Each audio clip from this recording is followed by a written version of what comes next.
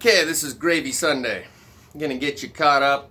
Just keep an ongoing diary entry, otherwise the gravy starts to build up.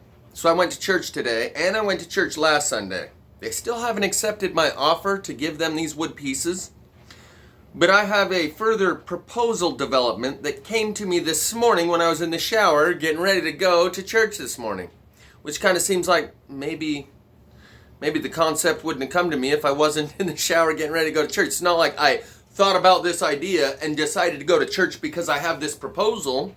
It was only because I decided to go to church that this idea for this proposal came to me. Either way, the idea is take these pieces to my friend who runs a full custom cabinet shop who I've worked with for about 22 years. First time I worked for them was when I was like 17 years old. Their name of their business is now JRT Cabinetry. It's named after his Jack Russell Terrier named Duke, right? That's the dog's name. The two brothers are Justin and Pete. The mom and dad that run the place, or that did, is Robin and Dave Duckett. It's the Duckett family. And they used to run Pivotal Suspension Seating and Design Ideas was the name of their cabinet shop, where they would also make these suspension seatings that would pull out from a cabinet, like where you got that island in the kitchen with the countertop, where you could pull out these chairs that are suspended on a metal arm that's underneath the table or the cabinet. Anyway, they changed their name of their business. I don't know if they sunk that ship or what, but it's now JRT, Jack Russell Terrier, because they left it up to Justin, since he's the one running the show now, what to name the business. And his dog Duke is the one running the show now, apparently. Because he's a Jack Russell Terrier. Maybe he'll change it to a Jeff Russell Terrier. Someone said a Jeff-O-Lantern. Someone's skidding and burning rubber out front. Instead of a Jack-O-Lantern, these wooden pieces, they're like a Jeff-O-Lantern. Anyway, so my proposal will be, as soon as I make up the email and send it to Bishop Packard here in Springville, because I've already given them these pieces. I'm going to read you the email that I originally sent him that gave these pieces to them, including the 10-footer that I just made. That's part of the pieces that are given away already. So people that say, I'm going to offer your pieces to this interior decorator who caters to people that have a 1 elevator minimum in their home and like to pay exorbitant prices for things and want to be the only one with something. I've already given these pieces away. Maybe in the future we could work out a deal. But at this point, I've given these pieces away. They're not mine to give away. And just because they didn't take me up on the offer yet doesn't mean like, well, the offer's rescinded. It was a limited time offer while supplies last. I gave them away. Until they explicitly say thank you for the offer, but no thanks, we're just waiting on the details. But maybe it was a good thing, because I came up with some more details how this might actually create an economic engine, because that's really how you get people on board.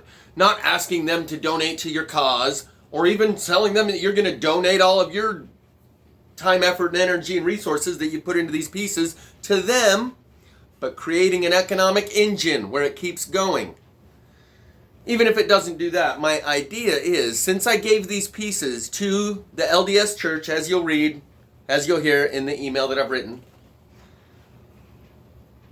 they may be willing to invest the money to put them in cases. The idea I have is to put them in cases, like a wooden case with 4 beams on the 4 corners and glass plates on each of the 4 sides, and maybe mirror on 1 or 2 of the sides, with some lighting in the top of the case to light the outside of the wooden piece, and the flame lamp coming up through the middle of the wooden piece where it's applicable. Half of these do have the flame lamp hollow center, along with a turntable where it turns slowly within the glass case.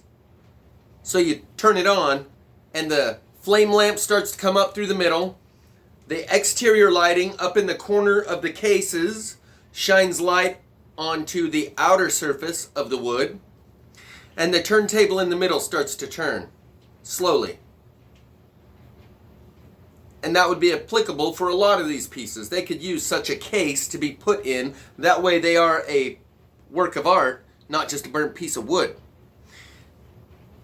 In that way, the church might want to tap into their coffers to be what they call a benefactor who funds the operation, to be able to pay JRT Cabinetry, who has all of the skills and the tools to be able to design these cases. And a lot of these pieces need a base put on them. They're wobbly. You got to lean them up and get some to get them to even stand up straight.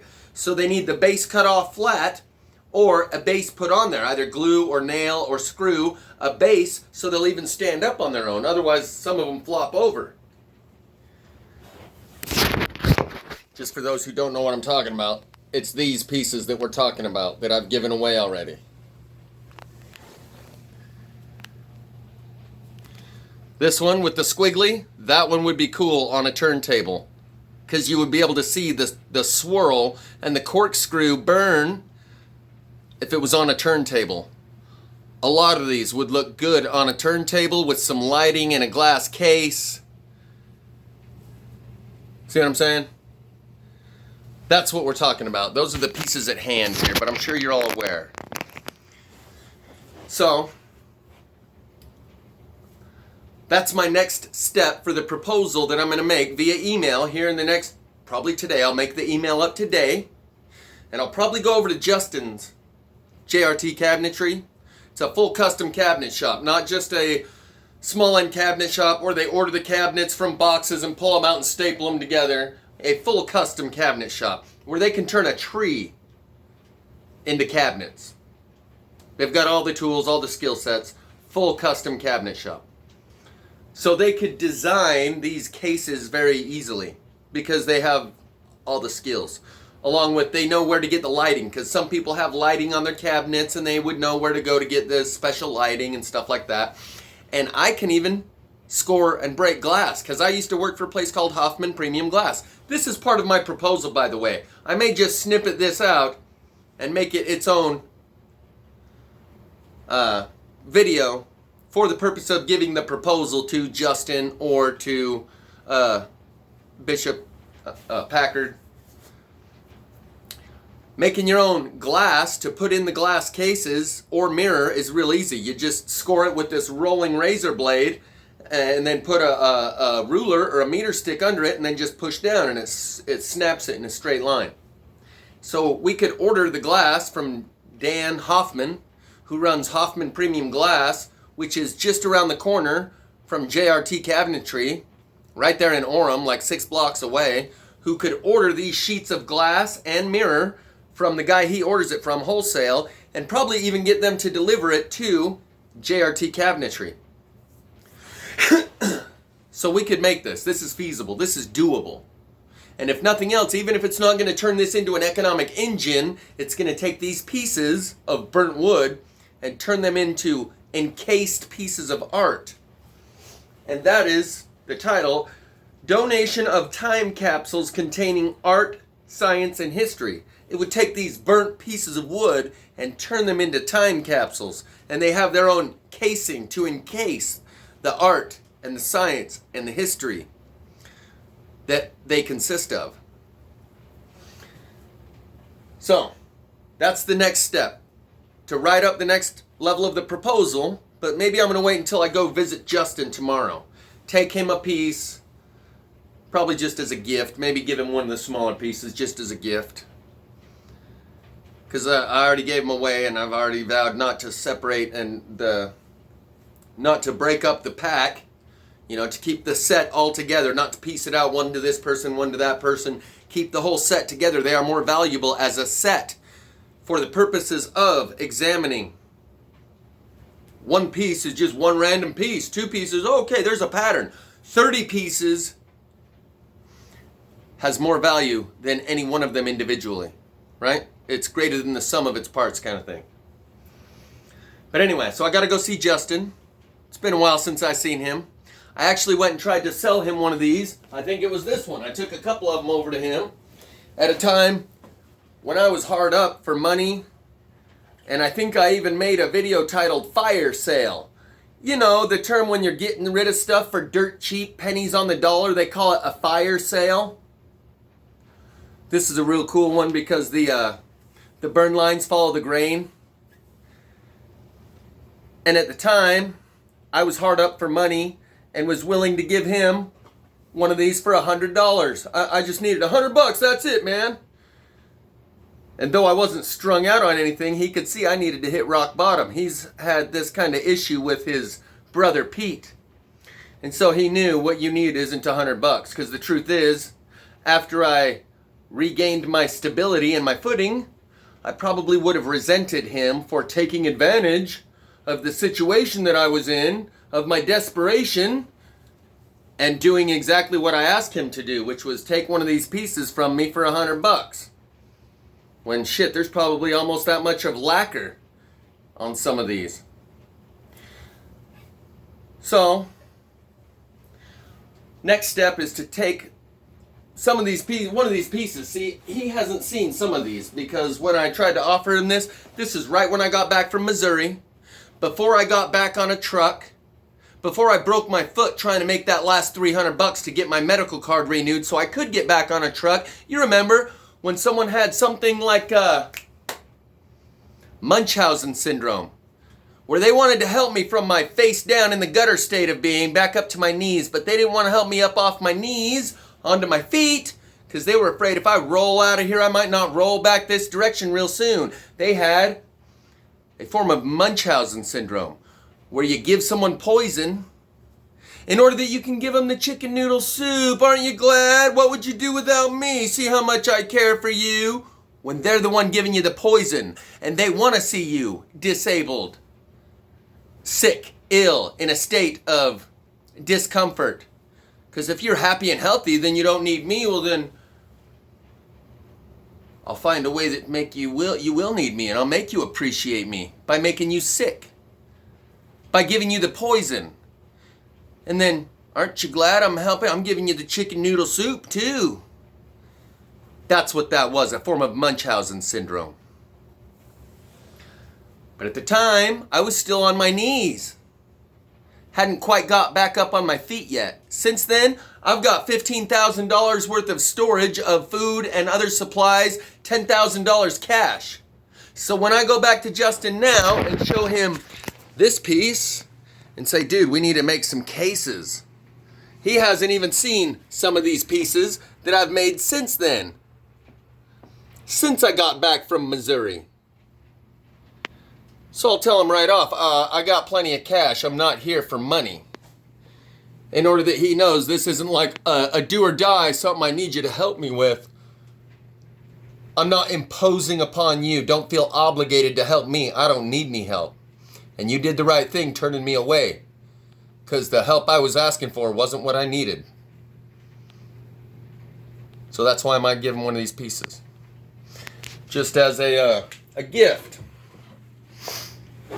A gift for doing the right thing in order that he doesn't feel bad, because I'm sure he wonders what happened to me.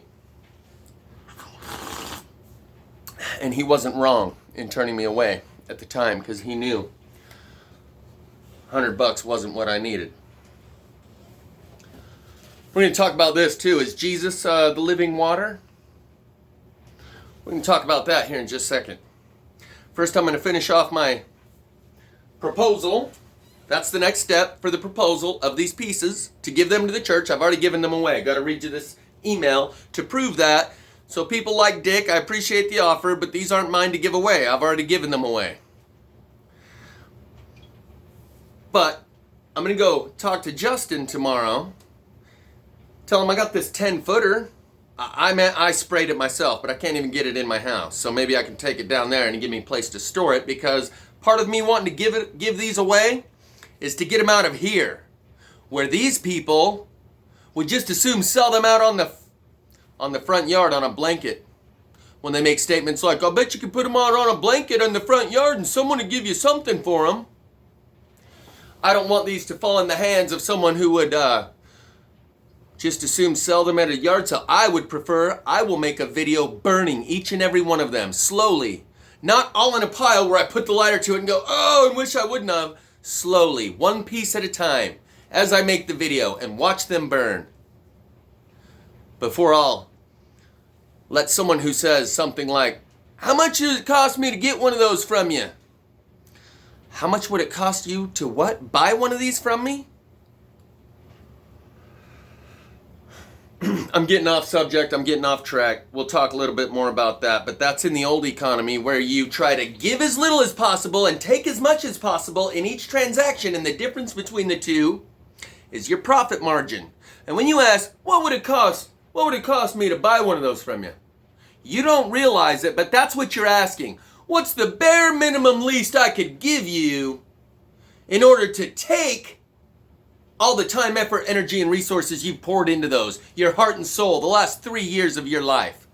We're going into a new economy where it's the exact opposite. The type of economy that a mother does for her children, or in a small tribe where someone tries to figure out, I've got this $100, or I've got so much time, effort, energy, and resources.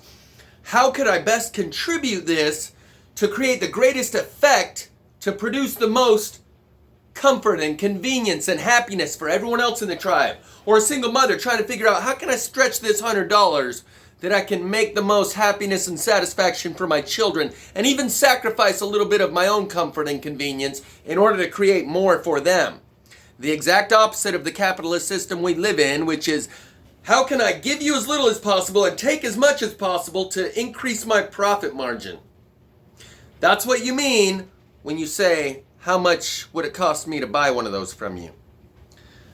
Like the saying, ask not what this country can do for you, but ask what you can do for this country. That's the mindset of the new economy that we're going into. Your Babylonian magic squares don't mean shit. They're about to mean nothing. So you might want to consider what I'm saying very carefully. And instead of asking what you can get my work and all that I've poured into these, what's the cheapest amount of those magic squares you could give me for those? Instead, hey, I'd like to contribute to this piece of history that you are making. History in the making. And I would like to be part of this. Maybe you could give me credits in one of the charitable donations that contributed to the cause. But it's not about getting a little credit written to your name. It's about really knowing that you did something worthwhile when it really mattered with those little magic Babylonian squares that you've worked so hard and poured your life into that are about to mean zero. So instead of asking how much could I buy one of those from you for, maybe you ought to ask, how can I help? What can I do? I have this that I could contribute. I have that I can contribute. I'd like to be a part of what you're doing, because what you're doing is making history. And it's that type of commitment and contribution to the future of everyone else who will benefit from these. That is the mindset of the new economy, the love economy that I've called it before. I've spoken of this more than once. You can see the difference in mindset between giving as little as possible and taking as much as possible, and the difference between the two is your profit margin. We all do that. When you go try and look for a job, you look for the job that pays you the most and you have to work the least. We all do this. It's not your fault. You were raised in this system, but if you can't let go of that mindset, you're going down with the system, the Babylonian system. Sorry about that. Got a little off track, but maybe not really. So that's what I mean when I say I would rather burn each and every one of these pieces right in front of you, because I already gave it all away once. I was down to my last 36 cents. And I know I can give it all away again. And I will be rewarded tenfold. The $15,000 worth of storage that I've got and the $10,000 in my pocket, I got up to like $16,000. Before the last 2 years, I'd never even had $10,000 in my whole life. Ever. Maybe not even 5. So by giving it all away, just like I told Becca when I handed her that wet dollar, because I had just given her a couple dollars and then walked away and come back, now I'm getting way off track. But by giving it all away, you get it all back in return. And that giving it all away is what someone does right before they commit suicide. And I took all of my possessions and threw them in my car. All my most valuable, all my most treasured possessions, including 10 pieces of the plasma-fired wood. Took them with me and gave it all away. down to my last 36 cents. That's what someone does right before they commit suicide, is give away all their personal valuable treasures, their most valued belongings.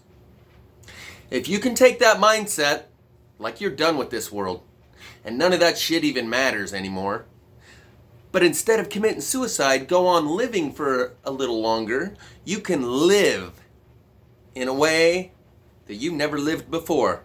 Like the song says, live like you were dying. And all those things. I went skydiving, Rocky Mountain climbing. I went 2.7 seconds on a bull named Fu Manchu. Those are all fear-based things that you would have never done before, because you were too worried about holding on to your life. What does it say in the Bible? He who wants to keep his life will lose it, and he who doesn't give a shit and he's ready to give it all away anyway gains a life that he never had before, that no one else gets unless they are really willing to give it all away. So if you can take that 36 cents state of mind where nothing even matters anymore because you're giving it all away and you're getting ready to check out of this world, but stay in this world, you can live in this world in a way that you couldn't before. If you can keep that 36 cent state of mind. I've given it away a little bit. I've cared a little bit about certain things that I realize I wouldn't have cared about that. Like someone breaking or losing my pieces, right? Selling them in a yard sale, that would really piss me off. But if it was all extra credit, I'm living on borrowed time. None of that even matters anyway. And it's the same spirit that gave me the last 3 years of my life, that gave me the ability to even acquire these pieces, that also told me, now give them over to the Mormons. And I questioned and I needed to have confirmation and repetitive confirmation 3 or 4 or 5 days in a row. And I got it 3 or 4 or 5 days in a row. Till finally I came around to the acceptance that, yeah, that would be illogical for me to stand in defiance of the spirit that gave me everything I have and say, no, hold on. No, I don't want to just give it all away. I worked hard for that, and that's history in the making, and that's really important stuff. And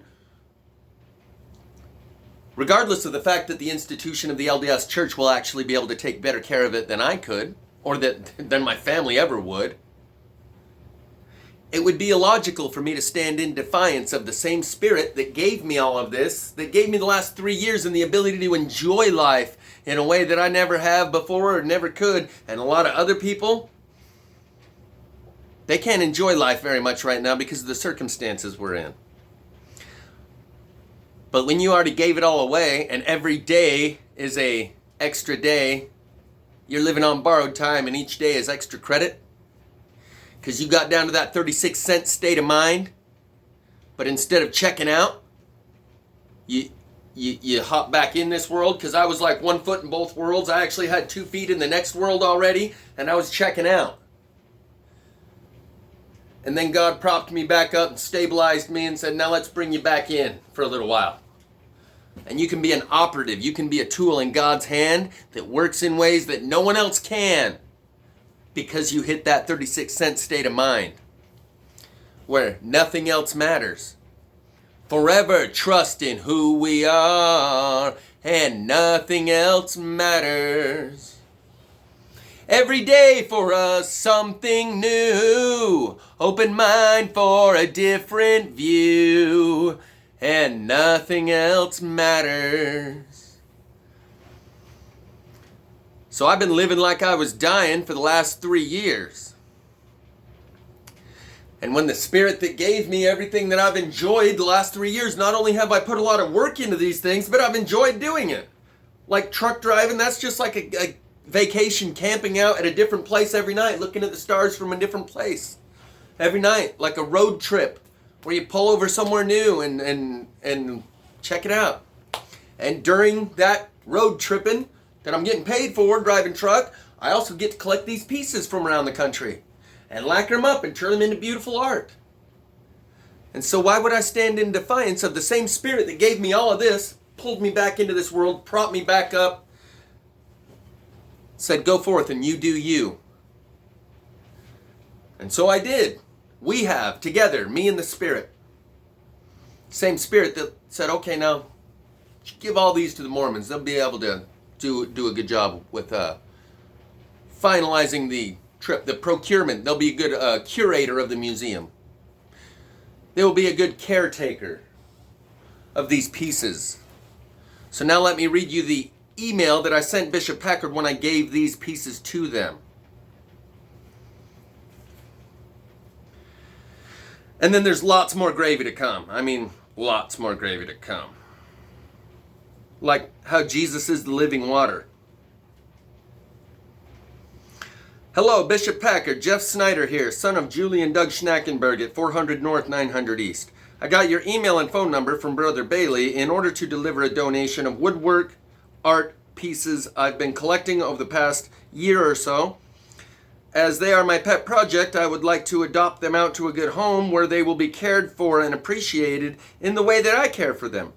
Bob seems to see the beauty and the value in them, and I was hoping that you might also. Otherwise, they could seem like a white elephant gift since they're a little bit ahead of their time.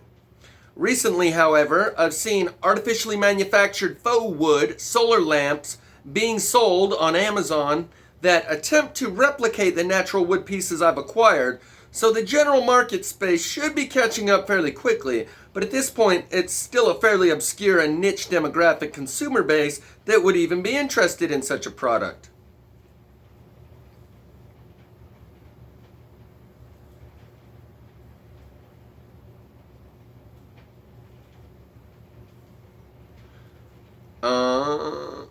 Okay, yeah. It has been said that all wealth is knowledge and all economic growth is learning.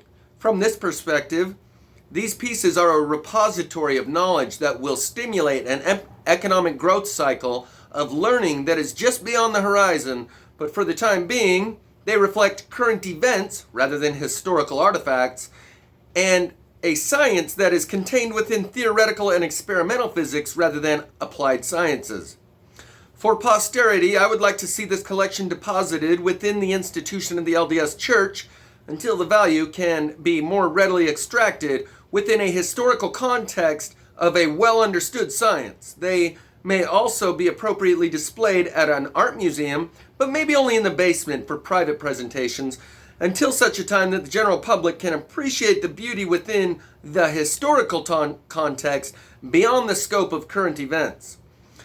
Another feature that I believe can only truly be appreciated by a niche demographic of audience is a termite etching that appears to be self-portraits or family portrait that reflects a level of consciousness and self-aware sentience within these insects that are not typically considered as such.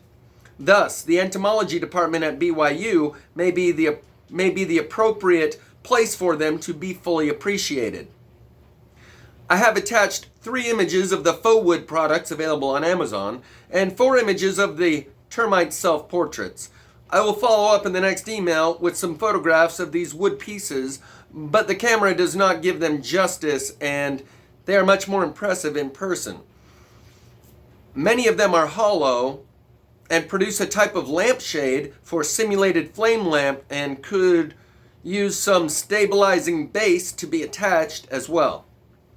I'm hoping you will receive my donation and they will find their way into the hands of appreciative recipients so they will not fall into the hands of people who may sell or buy them at a yard sale without knowing the value or seeing the beauty. I would like to deliver 30 pieces total, 15 large, 5 medium, 6 small, and 4 uniquely small pieces. Then I will have room to process others that I have waiting in the wings after I free up some space around the house. I can deliver them in the back of a small pickup if we can make some arrangements to receive them. Eager to share my passion for this project, positively, Jeff Snyder, and my phone number. So at the time when I made that email, I had 30 pieces, and now I've got 31 because of the 9 or 10 footer that was out beside the house, wrapped up in a tarp. And so maybe now I could take a small piece and give it to Justin and I'd still have 30 pieces total.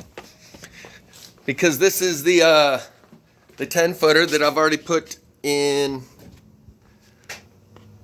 I demonstrated it with the light in the middle It's coming right along. I've actually lacquered up the inside now.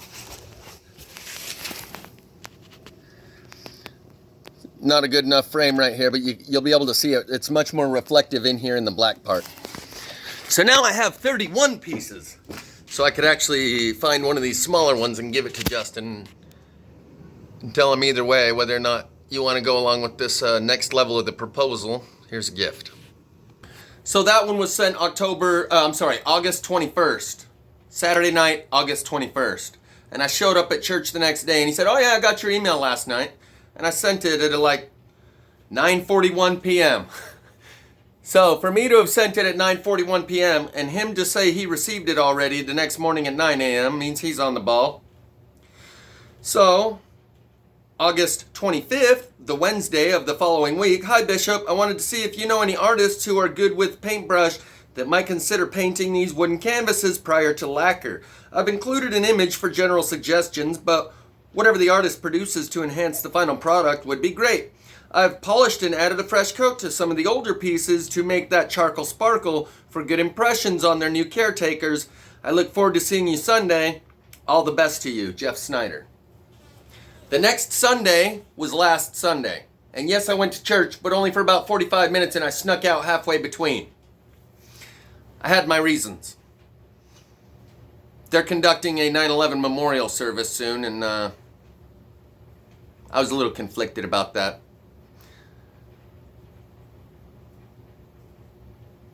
But we'll talk also a little bit more about that in the next video, because this is about to click over to the next video anyway, so I'm going to cut that here. This is the proposal video for the next level. And then we're going to talk about Jesus being the living water. And that when I went to church today, in front of the bishop, I chastised this guy for coming up and rubbing my lower back and showing a little bit too much brotherly love. And I think I've spoken before about this very guy who I no longer went to church for a little while after he did that the first time. And I think I've spoken before in a video about how they need to clean house and I will help them do it. And today I did just that. And so I'm going to ask anyone out there in this next video if you remember which video it was where I mentioned this guy getting a little too handsy because he was doing it again today. And the bishop was right there and I said, "You're a little too handsy and you are the reason I stopped coming for a little while." Let that be a cliffhanger teaser for the next episode. But as far as Jesus being the living water, this says, "Face the tide inside of me. The sea doesn't like to be restrained." I've been talking a lot about these water references in the music, yet no one has told me, "Oh yeah, they call Jesus the living water." Why hasn't anyone mentioned that? I'm sure someone will now. They'll be like, "Oh yeah, Jesus, living water." Why hasn't anyone mentioned that? Is it not a very well-known thing? The fact that it's now known to me gives us another strong lead. To where before, the only lead I had was cerebral spinal fluid and being part of the Kundalini experience. The living water of Christ consciousness when you have that Kundalini awakening. All of these water references me and Vanessa have been tipping onto. I'm going to include these. I'm drowning in the water of my soul.